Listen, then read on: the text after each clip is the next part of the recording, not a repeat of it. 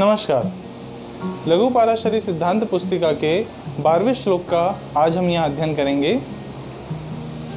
यह श्लोक भौम शुभत्व विचार के बारे में हमें बताता है। यहाँ भौम का अर्थ मंगल होता है। श्लोक इस प्रकार है, कुजस्य कर्म नेत्रव्ये प्रयुक्ता शुभकारिता त्रिकोणस्यापि नेत्रव्ये न कर्मेशत्व मात्रतः।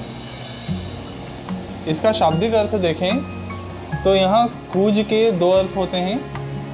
पहला अर्थ कूज का मंगल होता है और कूज का दूसरा अर्थ पाप युक्त भी होता है।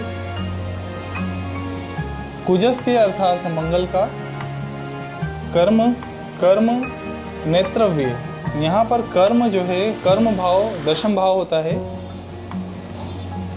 कर्म नेत्रव्य अर्थात दशमाधीशत्व युक्त होकर, प्रयुक्ता अर्थात युक्त होकर, शुभकारिता यानी कि शुभदायक, त्रिकोणस्यापि अर्थात त्रिकोण भी होना, नेत्रव्य अर्थात नेत्रव्य भी जो नेत्र होता है वह भी दशम भाव होता है।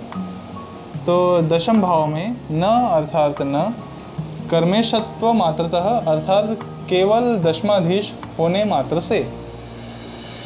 अब हम इस श्लोक की व्याख्या करते हैं। तो श्लोक का अर्थ यह है कि मंगल ग्रह का मात्र दशमाधीश हो जाने से ही शुभ फल प्राप्त नहीं हो जाता।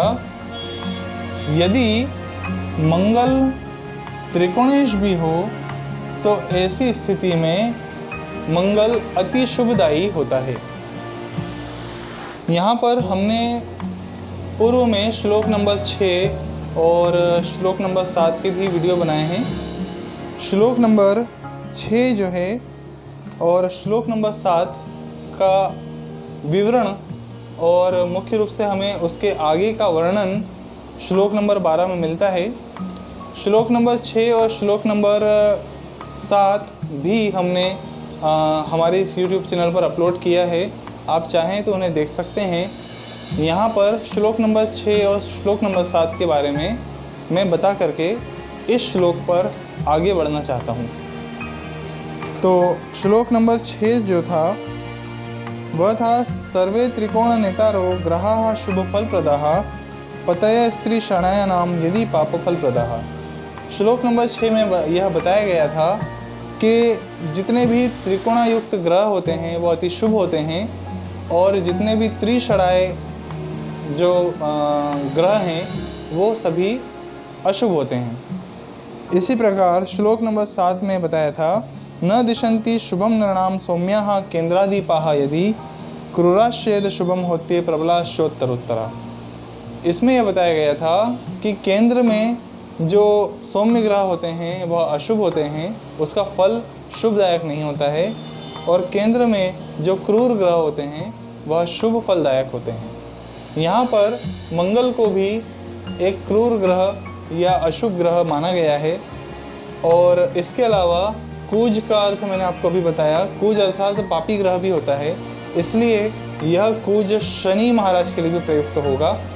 तो अब इसकी व्याख्या यह हुई कि जो मंगल ग्रह है या जो शनि ग्रह है वो मात्र दशमेश हो जाने से शुभ फलदायक नहीं हो जाता, क्योंकि मंगल यहाँ केंद्राधिपति भी है। इस कुंडली में नहीं, इस कुंडली में मंगल यहाँ केंद्राधिपति भी है और केंद्राधिपति होने के साथ साथ त्रिकोणेश भी है, अर्थात यहाँ पर मंगल अति शुभदायी होगा। तो यहाँ दो उदाहरण हैं हमारे पास में। अब हम शनि की बात करते हैं। शनि भी यहाँ दशमेश है, दशमेश के साथ में त्रिकोणेश भी है, इसलिए यहाँ पर शनि अति शुभ फलदायी होगा। श्लोक नंबर 7 के आधार पर केंद्राधिपति भी है, यहाँ शनि केंद्राधिपति है, यहाँ पर मंगल केंद्राधिपति है, इसलिए इन दोनों ग्रहों में केंद्राधिपति होने के साथ साथ त्रिकोणेश भी है। त्रिकोणेश जो कि हमने श्लोक नंबर 6 में आपको बताया था, यहाँ पर त्रिकोणेश मंगल ग्रह है और यहाँ पर त्रिकोणेश शनि ग्रह है। तो यहाँ दोनों त्रिकोणेश भी हैं, तो त्रिकोणेश होने के साथ साथ केंद्राधिपति भी हैं। तो इस प्रकार से यह उदाहरण मंगल ग्रह और शनि ग्रह के लिए बताया गया है। मंगल ग्रह के लिए हमेशा कर्क लग्न होने पर ही यह स्थिति निर्मित होती है और शनि के लिए वृषभ लग्न पर ही यह स्थिति निर्मित होती है।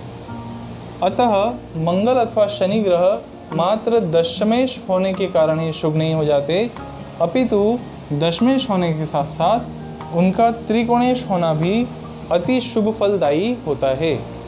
तो आज के लिए इतना ही, तक के लिए धन्यवाद।